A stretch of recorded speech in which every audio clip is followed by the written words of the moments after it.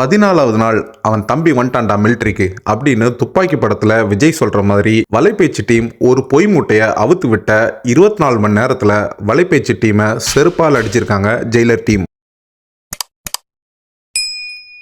Tamil cinema followers பெரும்பாலானவங்களுக்கு Valaipechu YouTube channel தெரிஞ்சிருக்கும். தமிழ் சினிமாவோட பெரும்பாலான எக்ஸ்க்ளூசிவ் அப்டேட்ஸை சொல்றது வலைபேச்சு சேனல் தான். ஆனா எக்ஸ்க்ளூசிவ் அப்டேட்ஸ் சொல்றதோட அப்பப்போ சில கிருத்தரமான வேலைகளையும் செய்வாங்க. அதாவது அவங்க சினிமா சோர்ஸ் கிட்ட இருந்து ஒரு இன்ட்ரெஸ்டிங்கான அப்டேட் வரும்போது அது உண்மையா பொய்யான்னு கிராஸ் செக் பண்ணாம அந்த அப்டேட்டை கண்டென்ட் ஆக்கிடுவாங்க. வலைபேச்சு டீமோட சினிமா சோர்ஸ் அந்த படத்துல ஒர்க் பண்ற டெக்னீஷியன்ஸா இருக்கலாம், அசிஸ்டன்ட் டைரக்டர்ஸா இருக்கலாம், பிஆர்ஓவா இருக்கலாம், இப்படி கொடுத்தாலும் அப்டேட் இன்ட்ரெஸ்டிங்கா இருந்துச்சுன்னா உடனே கண்டென்ட் தான். அந்த அப்டேட் தவறான தகவலா இருக்கிற பட்சத்துல அந்த படத்தோட அபிஷியல் சைட்ல இருந்து, அதாவது ப்ரொடக்ஷன் தரப்புல இருந்து வலைபேச்சை யாராவது கான்டாக்ட் பண்ணி இதுதான் சார் உண்மையான நிலவரம், இதுதான் சார் கரெக்டான அப்டேட்னு இவங்க கிட்ட சொல்லவும் அதையும் கண்டென்ட் ஆக்கிடுவாங்க. டெக்னிக்கை பாருங்களேன், ஒரு பொய்யான அப்டேட்டை பரப்பி விட்டுறது, ஐயோ நம்ம படத்தை பத்தி தப்பான ஒரு விஷயம் பரவிக்கிட்டு இருக்கேன்னு அந்த ப்ரொடக்ஷன் ஹவுஸையே உண்மையான அப்டேட்டை கொடுக்க வைக்கிறது. என்ன ஒரு புத்திசாலித்தனம்! இந்த டாக்டிக்ஸ் எல்லாம் ஒரு பக்கம் இருக்க,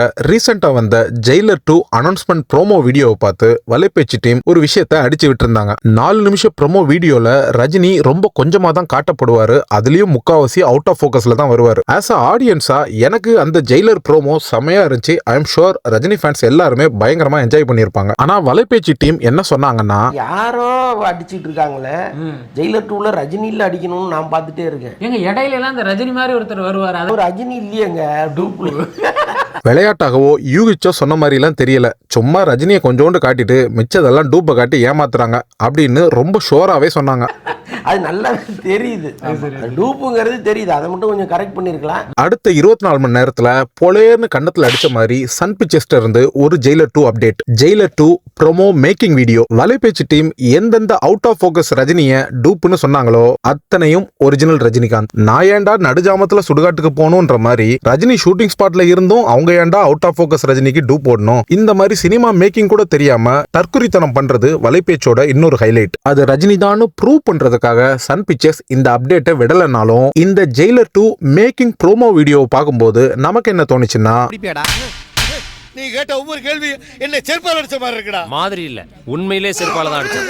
ரஜினியை வச்சு பேக் டு பேக் படம் எடுக்கிற அளவுக்கு கெப்பாசிட்டி உள்ள சன் பிக்சர்ஸ் மாதிரியான ப்ரொடக்ஷன் ஹவுஸ் எல்லாம் அவங்களாவே நமக்கு ஃபோன் பண்ணி உண்மையான அப்டேட் சொல்ல மாட்டாங்க அப்படிங்கறத வலைபேச்சு டீம் மனசுல வச்சுக்கணும். இல்லைன்னா இப்படிதான்.